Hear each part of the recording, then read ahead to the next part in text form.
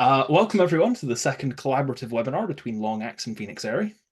This webinar will focus more on the day-to-day of Phoenix Aerie, the nature of co-living spaces and the idea of community within them. If you didn't catch our first webinar, that's now available on the Phoenix Aerie YouTube channel, which I will drop a link to in the chat right now. There we are.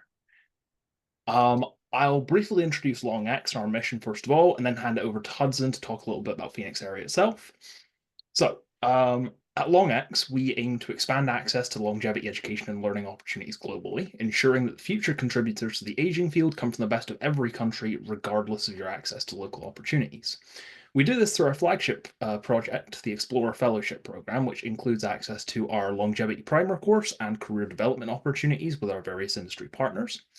Outside of the Explorer program, we host a series of fireside chats with interesting and knowledgeable people from across the field who we think that the next generation might like to hear from. And finally, through our series of educational articles. That's our side covered, so I'll hand it over to you, Mr. Eaton. Hello, everyone. Thank you guys so much for popping in. This is amazing. I'm really excited to share this all with you guys. And we've got some incredible people with us already. So I'm just excited to share. But first I know we have an entire first webinar for further details, but I'm going to give a quick introduction about what we are and why we are, and before we get into our personal stories. So to give us a bit of an area introduction, the impetus behind Phoenix Aerie was going around. Well, first, I'm going to get into my personal story a bit later, but I've always been into longevity research. Some of you have seen me in labs or at different longevity meetings. Like Denisa, I accidentally met before she was even involved with Phoenix Air. I didn't even realize it until the interview. Um, but I've always seen that there's such incredible potential for collaboration and such an incredible environment, just waiting to continue to be crafted, continue to be made, and that people just do such incredible things when they're in an intellectual safe space where they're also passionate about something.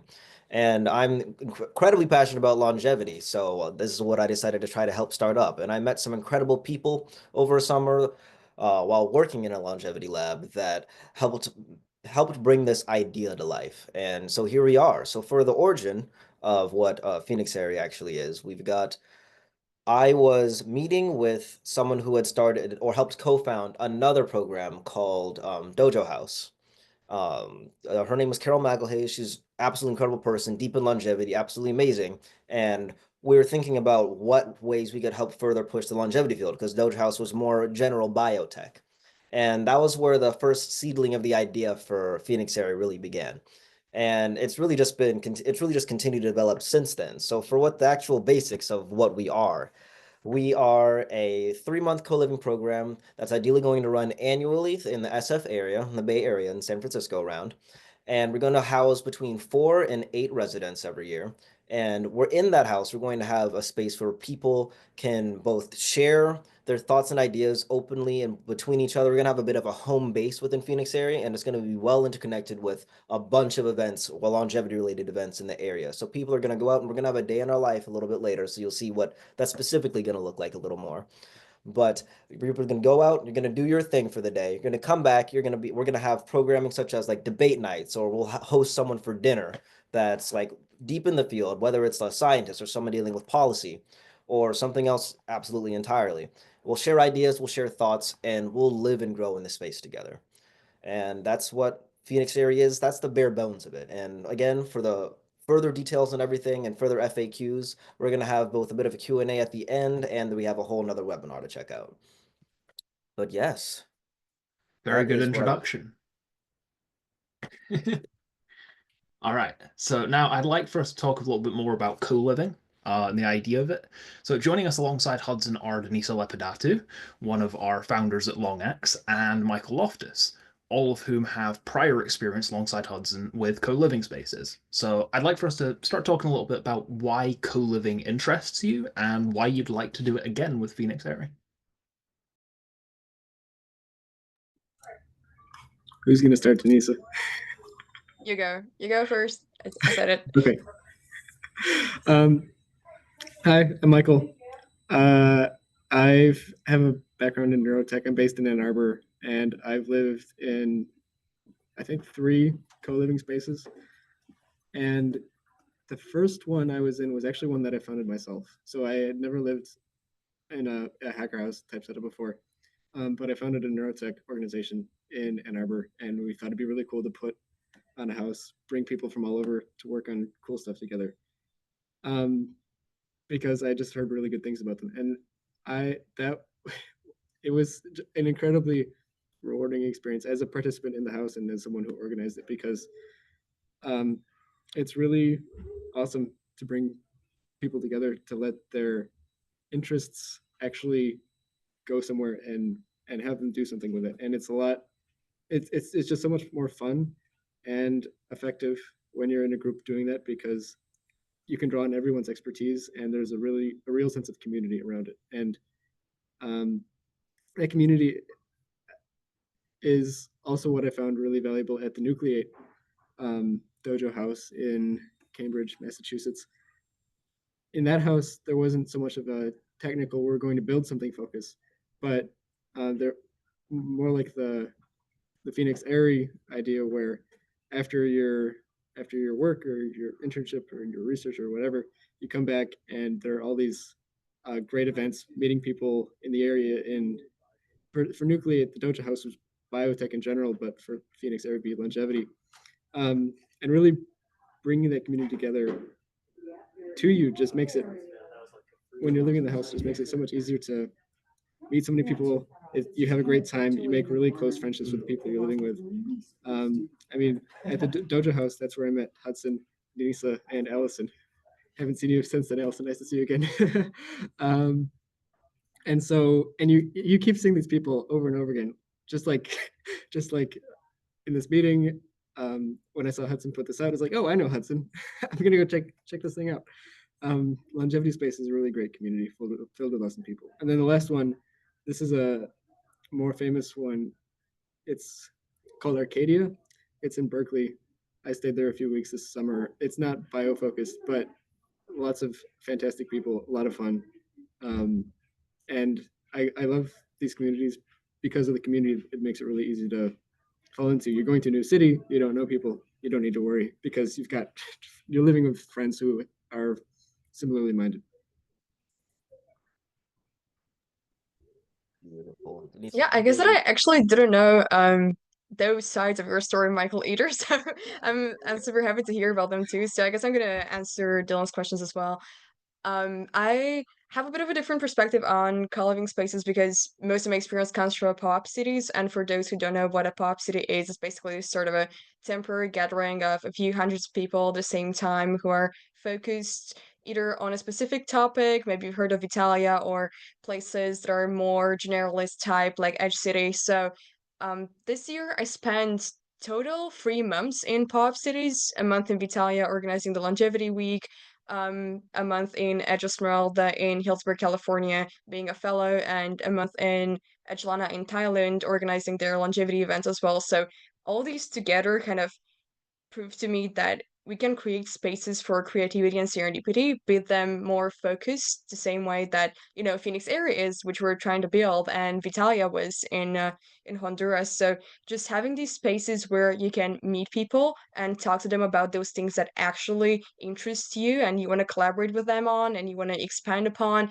I just find it so super valuable because I was originally born in Romania, and then I spent a lot of time in a super niche place somewhere in rural Germany for college, and I realized that I missed community. It was so hard to actually find people who I could talk to about biotech, even less longevity. Like, there's no way I could go to these people and talk to them about longevity biotech. So having finally gotten out of that space and entered pop cities, I was like, wow, I can live with people. I don't need to just go visit from time to time, go on holidays and see them or spend an afternoon with them. I can actually live with them.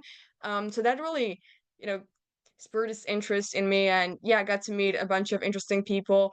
And I have an interesting opportunity coming up, which is actually relating to Arcadia in a sense, because I'm gonna be in this New York City retreat with the residency for the winter holidays. So I'm gonna experience a group house for the first time. That's gonna be my first, finally living in a house instead of a whole city of people. So I'm kind of curious of the transition between, hundreds of people to 10 people in the same house, but still super focused on the same thing. I hope that's gonna help me contribute in a better way to what Phoenix Aerie is trying to build with some hands-on experience. So yeah, that's on my side.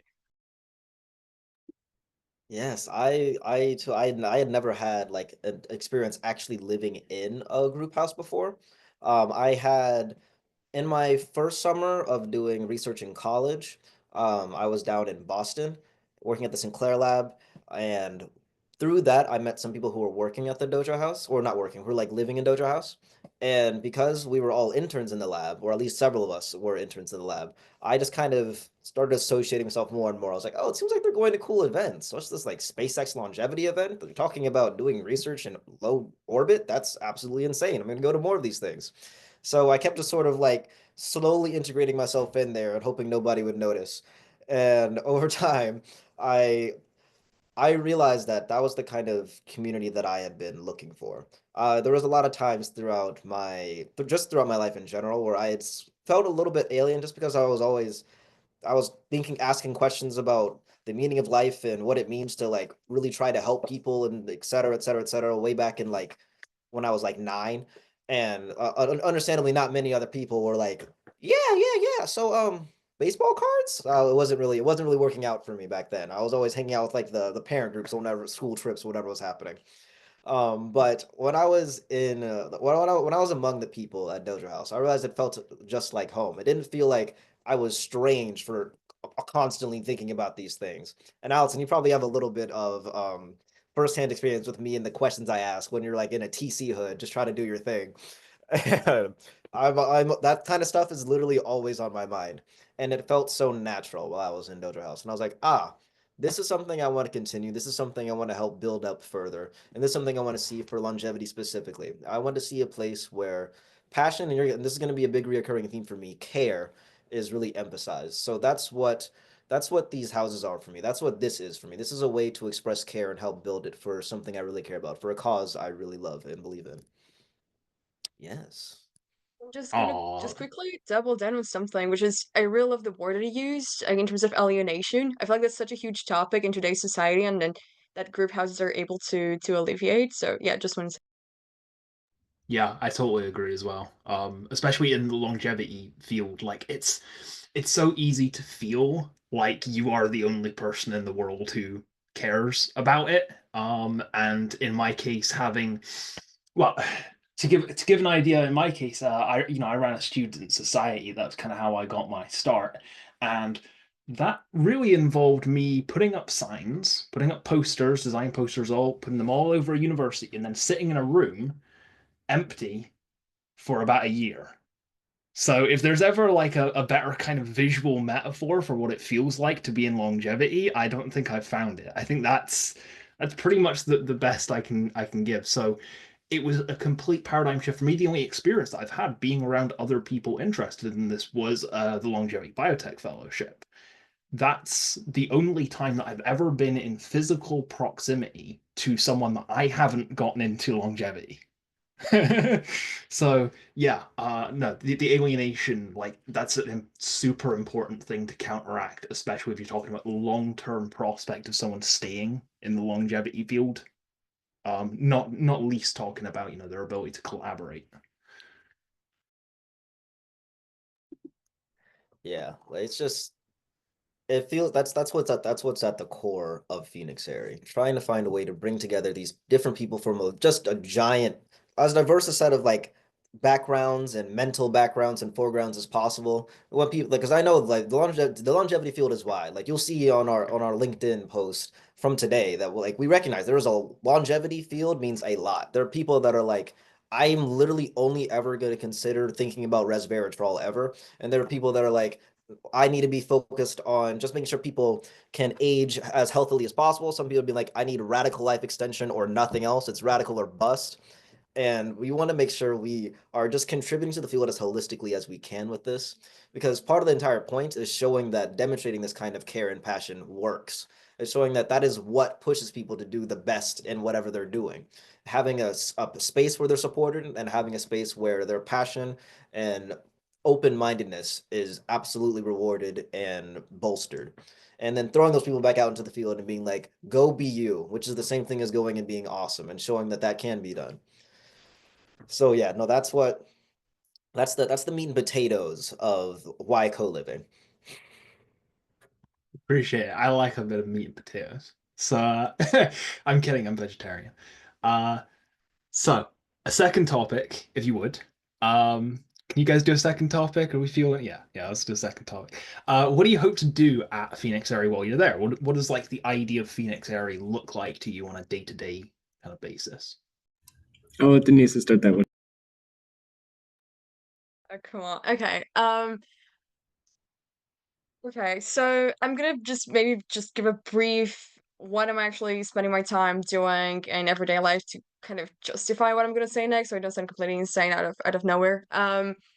So I think that I split my time pretty unevenly between so many different projects because after having dropped out of my master program in Switzerland, I decided that you know what, I kind of want to dedicate my life to contributing to projects that I really care about. And at the moment, that's I'm doing part-time work with a longevity venture capital fund, so really loves thinking about how do we get more money into the space and where do we invest that. Then I'm spending part of my time with LongX, which is mostly education and getting awareness of what's longevity about, how can you contribute, what can we offer to people who are new to the space. And then another chunk of my time is going towards community and basically this co-living pop-up cities and right now Phoenix Aerie. So kind of trying to balance these different aspects around longevity. In the past I did research, got you know got my wet lab experience. I'm completely over that. So kind of trying to look at different angles of longevity and exploring what are we actually lacking, and especially talking to scientists trying to understand what do you need to do your best in longevity biotech as a researcher or as an industry professional. Like what do you actually need that I can contribute with? And most of the time this has been funding or having more people to work with or to work for you or you to work for, whatever. So I do imagine splitting my time pretty evenly throughout the day on these topics in Phoenix Area as well. But I would like to bring little spices that I kind of learned from pop cities, which are I'm not really the type of person who meditates or does yoga a lot, so you guys don't count on that. Although I promised the residency people that I'm gonna do morning runs with them, I can promise you the same thing, I'm not guaranteeing it. So this kind of stuff I feel like would be really cool to have in the house, the sort of routines that I can imagine starting my day with and ending my day with. Be it some social activities or us, you know, just collaborating on something, but quote unquote collaborating is more so doing stuff together. I can definitely see the social aspect interweaving nicely throughout the day. Um, I also, for example, um, love book clubs and journal clubs or like rant sessions. Oh, and I love PowerPoint nights. So these kinds of stuff that I want to see throughout, the month that are like just random stuff where we can rant. And I really want to rant about longevity. So whoever's in for this in the house. Oh, and I also told Hudson I can be the person to record, content throughout the house and just be there bothering you guys throughout the day and just asking you questions about, hey, so can you tell me a fun fact about a naked mole rat now? You have 5 seconds. I don't know. I can see myself also contributing on that side and doing my work in usually I do Pomodoro sessions of like 15 minutes plus 10 minutes throughout the day. Whatever day means. Because we're gonna be in the Bay Area, I'm gonna again shift my sleep schedule. I do that based on the time zone just to keep up with people in the US and Europe. So I'm gonna become a morning person, I guess. So I'm gonna bother you at 7, 8 a.m. as well.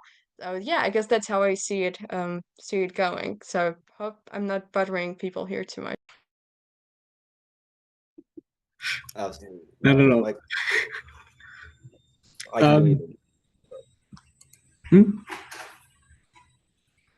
Sorry. Okay. Lots of really good answers, Denisa. I share a lot of the same sentiments where just doing things for the people in the house, even if it's just running, doesn't need to be longevity related, although longevity related rants are certainly a pro. Those were really great when I was in the Nucleate Dojo house. I think my best experience with a co-living community was the Nucleate Dojo house in Cambridge, and A lot of what that looked like was in the day, people would go work on what they were working on. Some people were working remotely, so they'd stay in the house. Other people were working in labs, so they'd go out to labs, like me.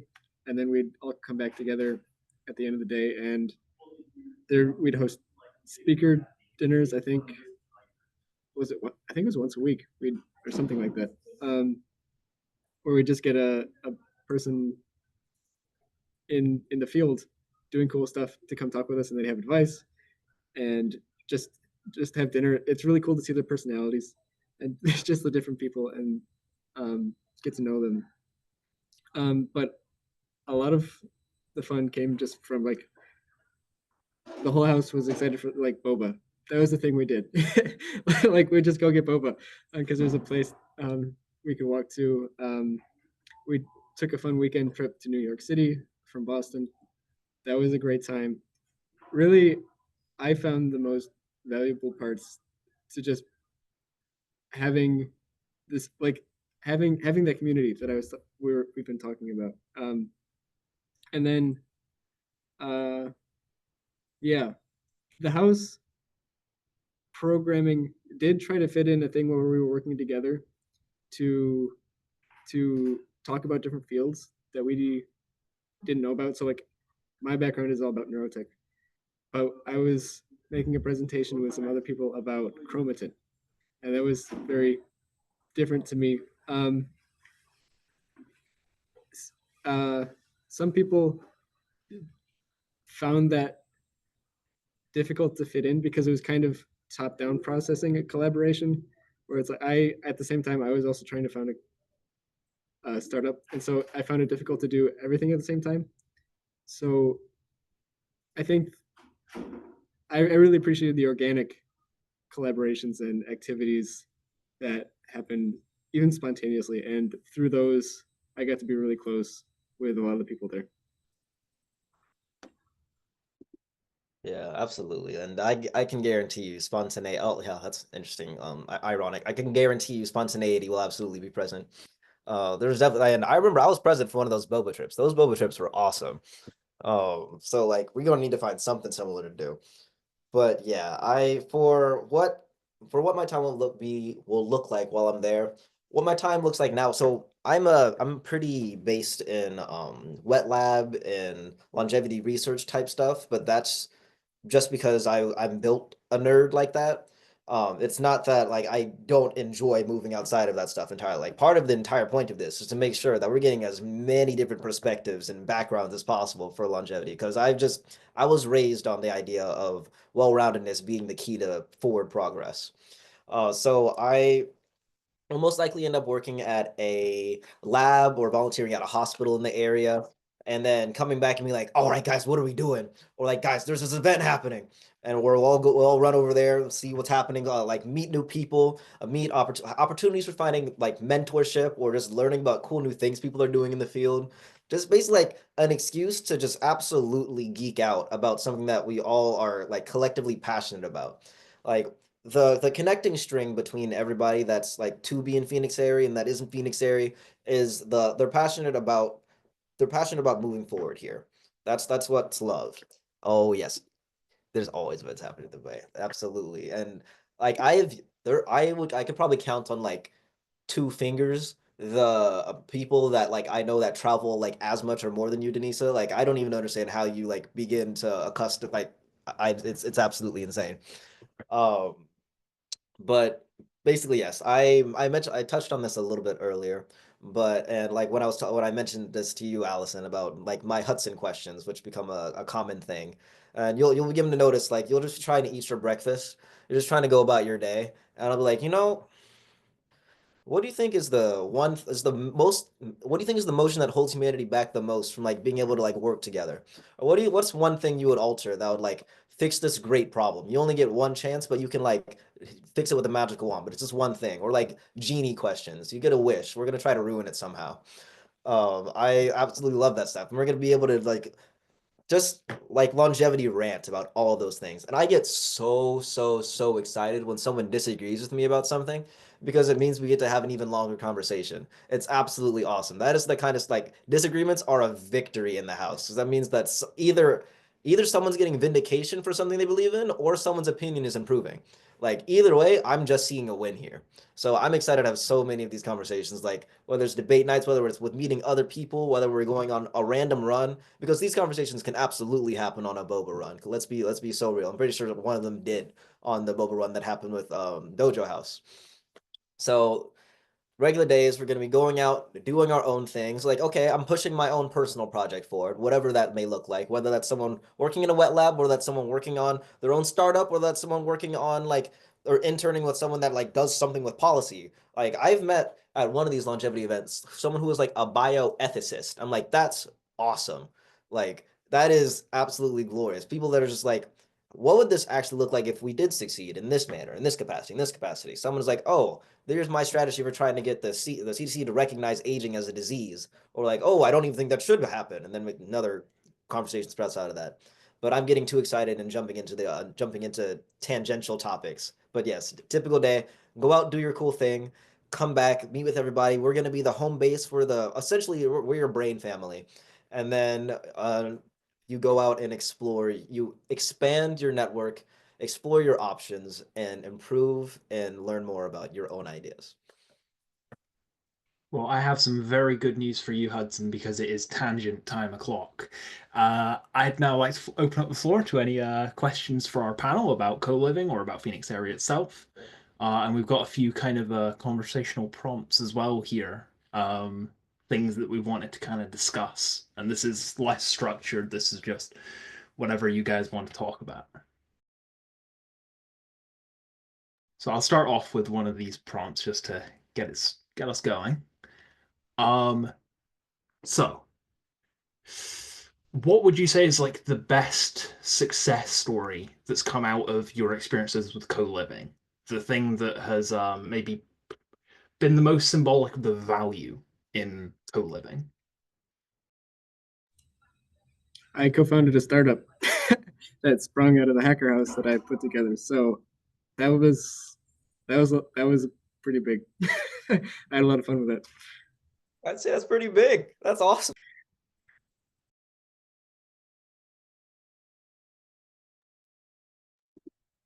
This is less directly based in like that traditional success, but I remember recognizing like because I was at a bunch of Dojo House events while you were there, that actually. And I remember like there was like a cookout, there was a bunch of things that were just amazing. But I remember when I was talking with people as the program was ending for that summer, and seeing just how deeply it had touched everybody. Like people were going forward and saying like Juliana, for example, someone from that was like, oh, I'm gonna remember this for like the actual rest of my life. This is like never leave me. I hope you guys know that.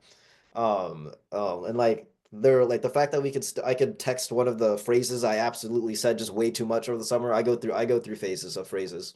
And like that would be understood if I sent it like 20 years from now. Like I find that to be like that's impactful.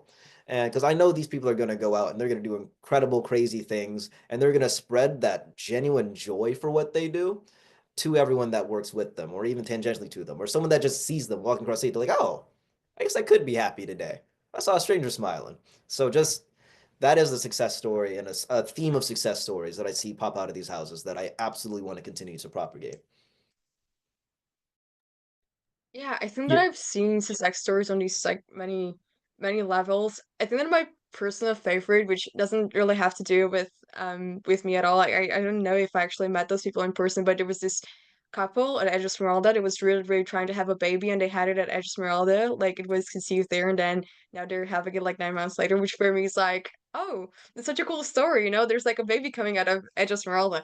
But there are a lot of other, success stories coming out of houses in terms of people who have found their meaning. I think that that's the most valuable thing in terms of I know people who gave up on their jobs after those pop city experiences of calling with people and realizing, damn, I actually care about this problem a lot more than I thought, and I have who to work with in these places. Like finding a founder, finding somebody who, is like your best friend. I think that my favorite thing is meeting these people over time in multiple places, which happened strangely much over this past year to actually see everybody here kind of, but also everybody that I met in pop cities just pop up again. Somehow they end up being in this other random place at a given time point, and I really love reconnecting with people again.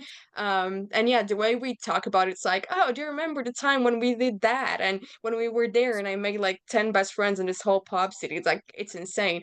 So I'm really my expectations in a sense of what PA would look like is that this is a condensed version of what a pop city is like in terms of you actually get to deeply connect with people while being in a whole city is more like, oh, you get to, have your own little, you know, your huge environment around you, while the group house would be, the little version where you can actually connect with people and get to make meaningful connections that you will feel like, oh, these are my 10 best friends living at home. Like, I want to be home. This home is actually cool. Which I don't think I really had before in a house. It not doesn't really count the same, but in the very brief time that I was there at LBF 5, which was what was that? 3, 4 days, I forget. Um, with something like 30 people, right? So your time was spread. You got a lot less time spread among a lot more people. But I managed to secure a job in those 4 days, and I also kind of watched the. I don't know if it was the conception, but at very least, like the initial setup of Evita's house, which is another co-living space. And I watched as Zoe and Rob were finding the actual apartment. Like that they were. I was sleeping on this kind of I don't know what to even call it. It was like a cushion thing. It was far smaller than a bed. I was curled up on this little thing in the middle of a floor. That was what I had been using as a bed for the past 3 days. And they were there with a laptop right next to me talking about like apartment prices in different parts of SF. And it was just, every so often I was like kind of peeking over their shoulder. And it's like, a few parts of this, it's like I watch them come up with numbers that I later get a notification on LinkedIn and then see like, oh, there's a number. So it's kind of cool, just like that, to be able to see kind of the person to person interactions that go into the kind of remote worldwide link to longevity ecosystem that we're kind of all part of to some degree. Right, I'll kind of for another question, I suppose, what do you think? How do you think co-living can help you specifically? So, like, what need currently do people here think that fills for them? I This can could go be a first. good question for our attendees as well. See what they're interested in getting out of the living space. Yeah, another very good question for attendees. Feel Yeah, free to. it's open to the floor. The floor, the floor would like to provide input on Go this. ahead. So I think really like you all were just saying, there's sort of it's like you make these connections and you keep seeing these people over and over again and they become your friends and then that becomes your identity and it keeps getting reinforced and reinforced and just like having that, I guess, through testing your own like identity waters through experiences like this, um, especially in a field that's kind of provocative maybe to be in, maybe not so much anymore, but I think the research side, I mean, there's a lot of hype, but like actually dedicating your life to this is pretty provocative. And especially when you're like young and you're just getting started out, it's pretty difficult to gauge like, okay, am I in this like for the hype? Am I really going to stick with this? Like, do I really fit in here? Is this too risky to go into? Like, what is the vibe? And for me, so I grew up, I don't know, Hudson, maybe I've yapped to you about this. Um, I grew up in like a fundamentalist religious background actually, and come from a completely science naive and actually like science averse background. And it was through my interactions with so like Dojo House first I met and like worked alongside Carol in the church lab, and then Hudson, like you said, you just kind of find yourself like, oh, I'm here at this Dojo House event now, and this is really cool.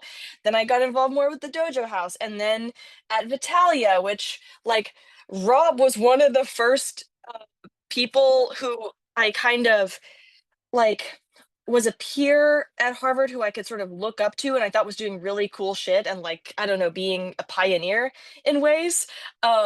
Like Rob's an OG friend, and so through like Vitalia, which Rob brought me to, um, I was just like it was really, really, really, really, really powerful for me. This is the reason I'm still here. I'm still involved in longevity and like going to make it my life because I had a community around me that said, this is not too risky. You're not crazy.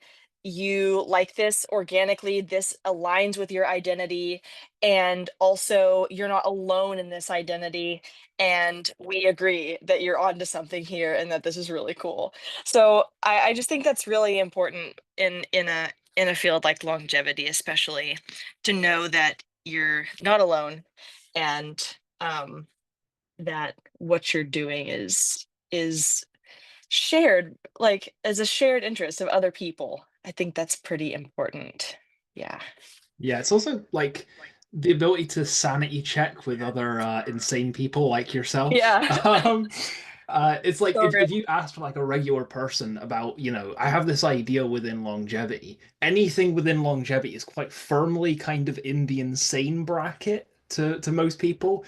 But then I feel like you're better able to suss out the quality of your own ideas if, it's Denisa talking to Hudson than if it's Denisa talking to random women on the street in Romania.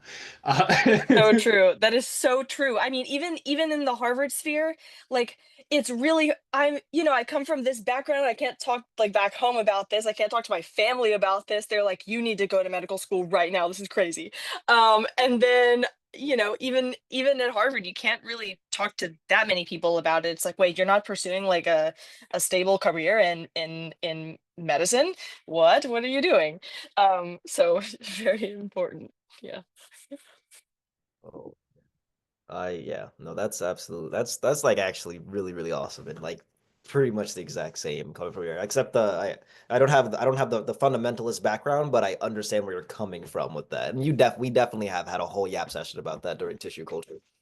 Um, my goodness, it's yeah. I don't even know if I could. Very good yap sessions, Hudson. They're very Oh, good. Lots of disagreements. it's the best kind. My goodness.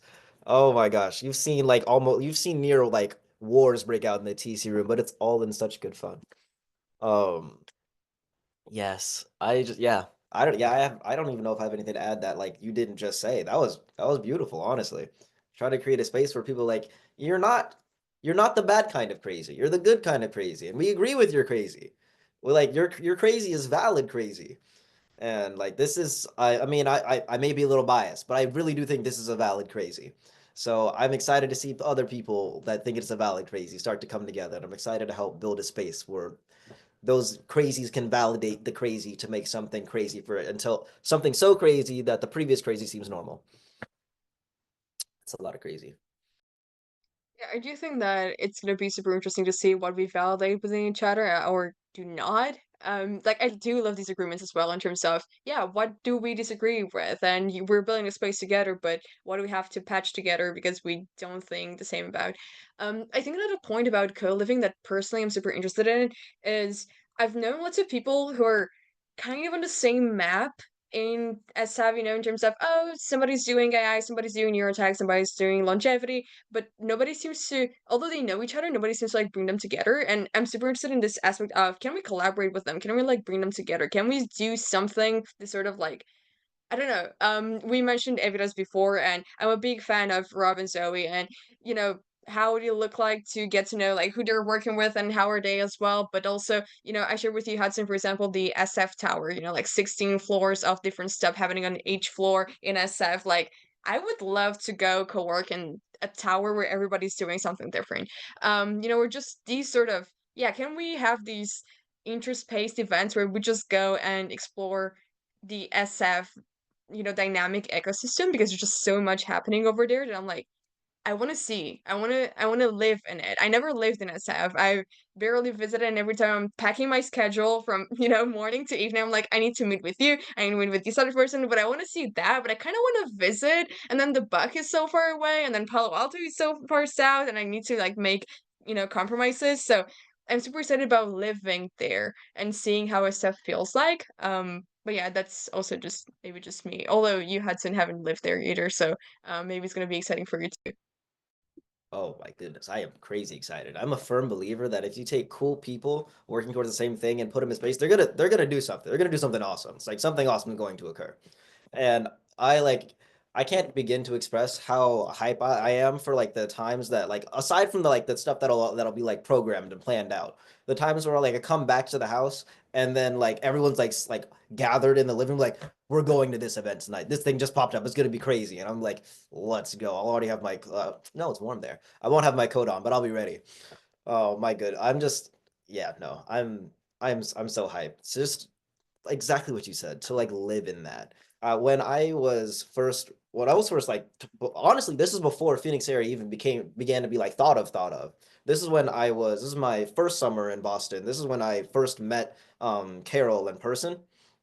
She was talking about SF, and my goodness, like mind you, this is like the first time we had met in person like ever. And then we sat and like I heard her like rave about how awesome SF was for like a solid like 25 to 30 minutes. And I was like, I clearly have to go. This is clearly someplace that I need to exist within. They're like such incredible ideas. It's where people really like you would think of something radical or crazy or something that like that's supposed to change something, like how something basically works. Like, yeah, okay, go for it. So it's like a wider Phoenix area where Phoenix area will be in. Like that kind of like Phoenix area squared. I'm so excited to be in Phoenix area squared. That's actually a perfect segue into another one of the talking points that I was kind of eyeing. Um, what do we think about like the SF Bay Area for kind of co-living and for longevity? I mean, aside from the obvious that it's where the buck is, it's where, a lot of these big labs are, you know, s- longevity kind of a lot of it exists kind of as an offshoot of Silicon Valley in some way or another. So, obviously it's got kind of SF heritage to it. But are there other maybe areas that would be good candidates for co-living spaces? Is there anything that SF doesn't do very well? Another What do we good question think? for attendees. I can talk a I little bit was, about this. yeah, I Yeah. was just gonna like bring it to Aiden if you. Oh, okay. Okay, yeah. Because I mean I live in Berkeley. So I'm very familiar with the Bay Area and I love the Bay Area. I think it's like the best place in the world to live, not only for longevity, but just like everything. Like I don't know. I've met so many amazing people and there's always stuff to do. Um, so I've loved it. And I think San Francisco is would be so cool to have a co-living experience there. Um, I feel like there's everything. It's so accessible to different parts of the Bay. Um, and there are, I guess, some downsides too. I mean, it's very crowded and it can it can feel a little overwhelming sometimes. But I do think that would be the best place.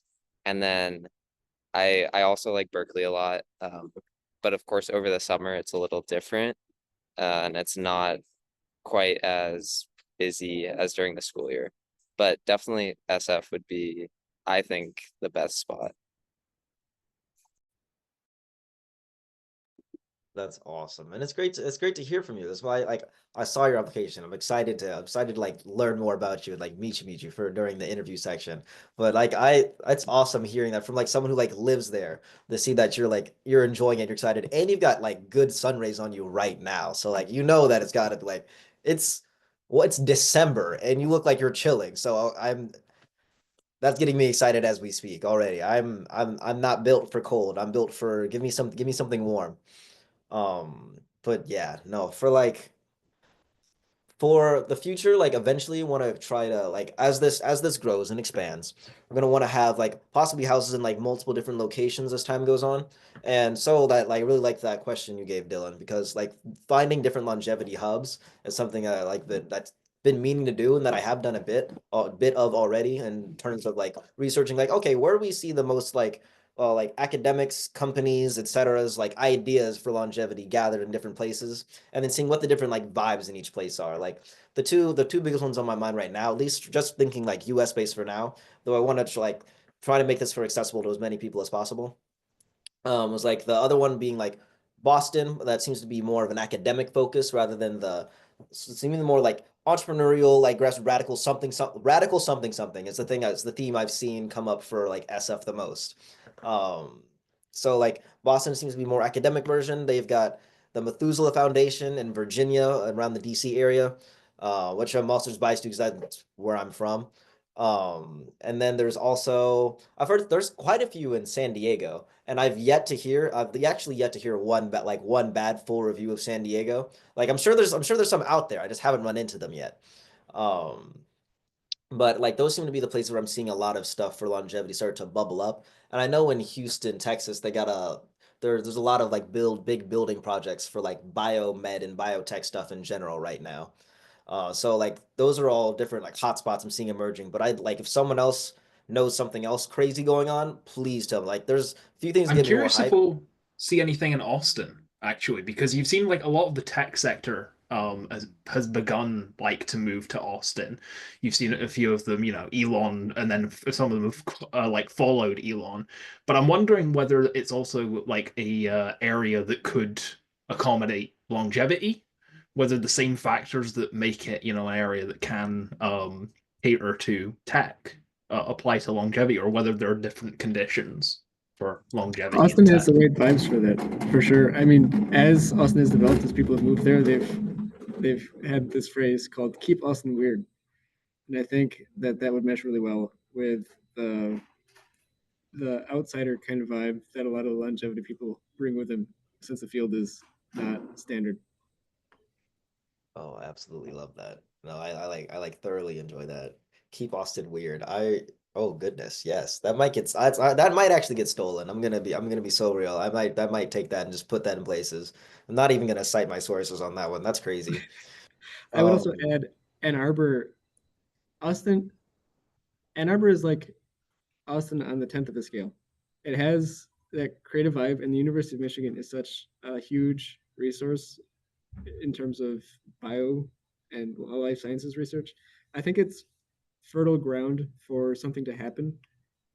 It doesn't have nearly as many opportunities as a place like San Francisco, but there's definitely a thriving biotech ecosystem here that I I think you'd probably want it to be further developed before it was on your A list for places to go for a house. But in the next several years, I definitely keep an eye on it. oh yes. Oh my goodness. I'm so excited to see what place can part of the point of Phoenix area is also showing it's like helping build longevity community in general wherever we go. It's like we'll see we got stuff like Avada's house. We've got stuff like the tech tower that the Nisa mentioned. And like this will be another thing for people like, oh, this stuff is occurring. This ecosystem is like building up over here. So like right now, where SF is like one of the most let's just like Aiden was talking about, it seems like just the best place to do this, to have this start out.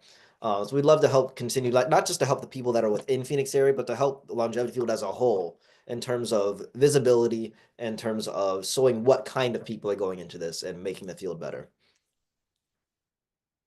Yeah, I guess that once we start shifting the conversation towards, internationality, I really want to pitch in there. Like there are some hotspots across the world I was not expecting. So many people talk to me about, Mexico City. I was like, I never knew Mexico City had so many nomads who are, so culturally rich and talk or, our conversation still on about Korea and Japan. Like those could be actually really interesting spaces to have. And yeah, I know some people building an interesting like pop city in Japan as well. And then I left Zurich, but I'm still kind of in love with it somehow. And all these big AI companies are moving in there. Are we going to see like a shift towards longevity moving into Zurich somehow. But a bunch of longevity people that I know are actually in places like Lisbon or Berlin. So then I'm like, can we do something there? I don't know. I have all these all these weird places that I will love checking out, and just maybe we can see how we can yeah, kickstart communities there or see what's already happening there and embed those into Phoenix area over, let's say, our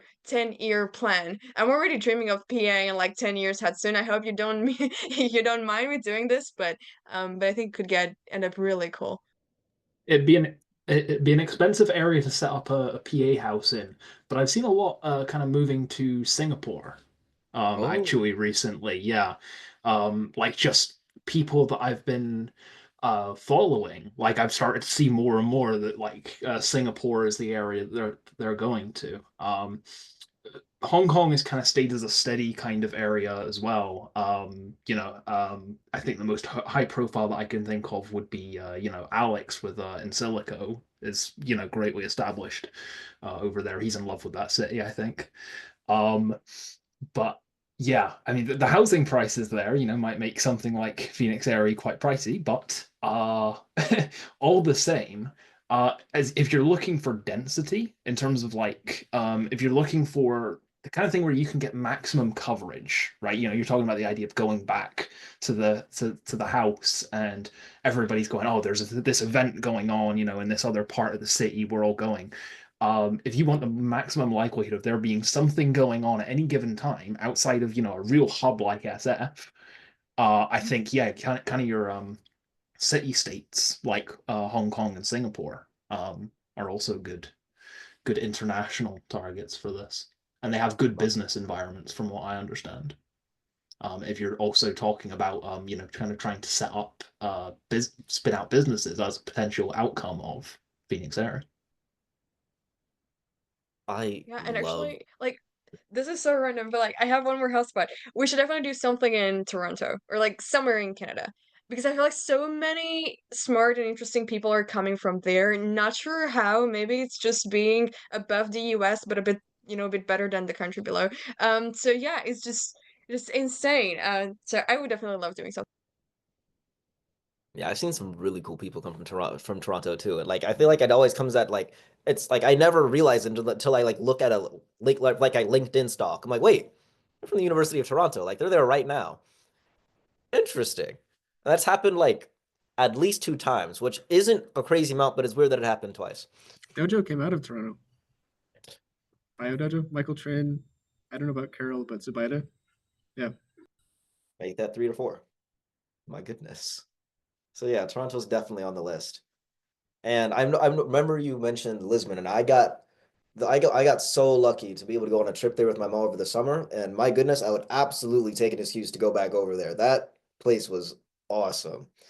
Just so many different people and views and foods. You guys will notice over time. I am absolutely a little bit of a foodie, and by that I just mean I really like food. Um, I mean, sorry, shoot, do not tempt me. Do not tempt me. Oh my goodness. So yeah, like while we're in the house, this is a little bit on the side. We were absolutely going to find some good food places to go to.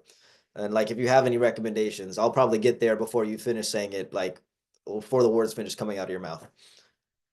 But yes, my goodness. Do we have any like remaining questions? I know we're coming up on time.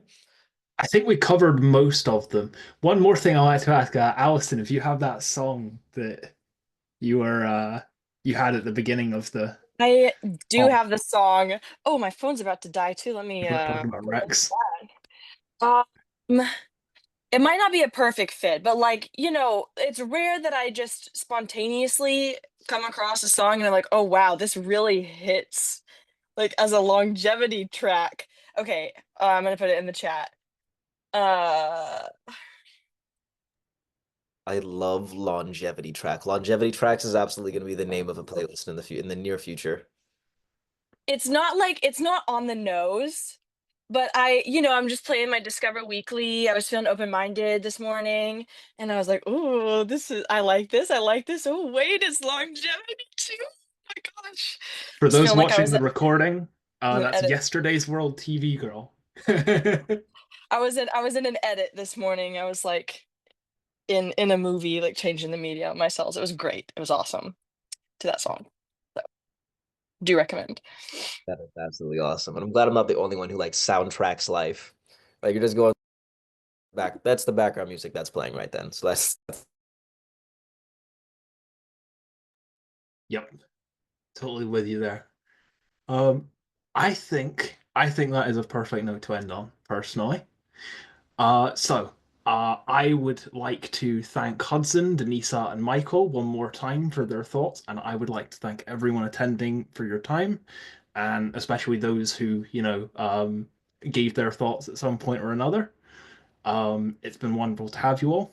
I think this has been a great success. I think the dynamic of Phoenix Aerie is definitely beginning to emerge from this call. So I am going to stop the recording there. And that will officially be the end of the webinar. Thank you everyone for coming along.